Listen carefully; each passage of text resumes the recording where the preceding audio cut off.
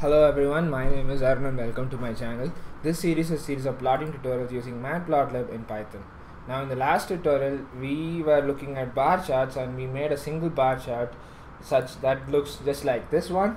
Okay, this bar chart has both an error bar as well as it had some basic features like you can control the color, the width of them and all of that together. Now in this tutorial we'll be looking at ways to make multiple bar charts within the same plot, and that is actually, to be honest, is fairly straightforward. What you can actually do is that you just actually add another variable, and that is it. It'll take care of it. For instance, what I'm going to do here is that I'm going to create a variable called as counts, which will have 10 random numbers uniformly 10 random numbers whose magnitude will be between 0 and -8. Okay, and I'm going to put them in the bar charts over here, the same labels, the same values with just a different color. And instead of face color I can use just color as well. This will work fine. And if I run this one over here, and this is how I get my bar chart, two bar charts in the same plot. Now if I look at it, the new one which is at the bottom, which is actually in aquamarine color, is actually at the bottom over here, whereas the first bar chart is on the top. Now this is actually good if you have data which have multiple values, and if you want to plot one of them on the top, other one on the bottom, this is perfectly valid. Okay, imagine if the values are let's say positive, are all in the same direction, same sense. So let's see how this plot looks like right now. Over here what will happen is that the plots are actually superimposed on top of each other. Okay, so what happens is the first bar chart gets drawn on top of it, the second bar chart gets drawn. So if there are any data or bars on top of bars, they get actually superimposed on top of them. Okay, so this has to be dealt with in a different manner. So we'll talk about that in another video. Okay, so if you want to compare bars and you compare bar charts, okay, or different series, you have to keep them next to each other. So for that can be easily modified. What you have to do is, instead of put the mid values over here, just slightly offset the mid values, and there you go. If you slightly offset the mid values, you have some substantial amount of information, and now you can actually compare them. Now, but the moment you start putting multiple bar charts together like this, you need to do a little bit of more tweaking for the x-axis values. Okay, for that what we're going to do is that we just have to shift the x-axis bars a little bit. So if I push this to, let's say, it's going to be 0.5 because it's actually centered around 5. So let me push this to 1. I think I'll remove this particular bar over here. If I remove this particular bar over here, and then at the bottom, let's see what happens.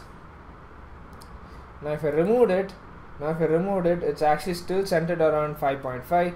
Now I actually push this to a little more. If I push this around 6, I can actually get that value done. And for that, let me remove this. Let me add one bar width option, and now if I run this, there you go. Now I can actually push the bar chart to my convenience this way. And now in these kind of scenarios, it will be better if you have an actual label instead of these plain numbers. Okay, and that is possible by using what you call as groups. I'll tell you what that is. So what you just do is you just create some values like this. Okay, values like these, like some labels like G01, G02, G03. Since there are 10 groups over here, I'm going to create 10 groups over here. And then the x-text, what you do is you just have to make a small tweak. This has to be bar 1. You just specify the positions, the locations where the ticks have to be made, and instead of the values you just put the groups array you have. And if you do that, and if you run this, there you go. Instead of having plain numbers, you have actually the labels written over here.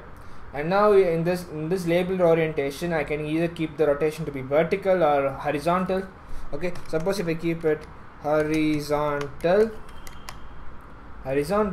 Let's see what happens to this. If you keep it horizontal, the labels are actually in a horizontal position, and if I keep it vertical, they are in vertical position. So if I keep something like say 45, I guess this should rotate the by 45 degrees. Does it? Yes, it does. Now I actually rotate the labels by 45 degrees if I want, like in this particular manner. Thereby I have some control over it. And likewise, I can actually put multiple plots as per my convenience. So if I add another value like this, which is in a different color, and let's say I don't want any Y errors for this particular value, I can actually do that. I can actually do that, and now I just have to shift this particular axis a little bit towards my. I just have to push them a little bit towards my left. Sorry, towards my right. And how can I do that? That's actually fairly simple. And the X sticks have to be spaced by a factor of 1.5. And now if I run this, voila, there we go. Now you have a good idea of how to push them all nicely. Okay. Now not only that, you can actually increase the width to make them a little better if you want. Okay. This is actually a good way to actually proceed with having multiple plots. So if you want to have multiple bar charts, the one you have to keep in mind is that while plotting them, make sure that the mid values are actually slightly offset a bit, so that they don't superimpose on each other. You can actually make that possible by shifting the mid values, or by playing around with the width. And another thing you can actually do is that instead of having values, you can actually put labels to it instead of having values, which will make it much more relevant. Okay. And if you want to have a little bit of style to how you can actually twist the labels, you can actually use the rotation option over here, and then you can twist it as per your choice. Okay. And that's about it. So let me just do some corrections over here. Okay, I think I'm going to keep it as it is. Okay, if you want to get this unmodified code, you can just refer to the previous one, so that will work just fine. And what are the corrections I did? All of them are coming out well. Yep, they're coming out perfectly fine. Like okay, this has to be 1.5 width times 1.5. Anyway, now if I were to proceed further, yep, they are perfectly fine. Now this is how you do multiple plots in multiple bar charts in a single plot. Okay. Now that's all I have for you all in this video. Thank you for watching, and now in another tutorial I'll come up with another interesting topic. Till then, take care.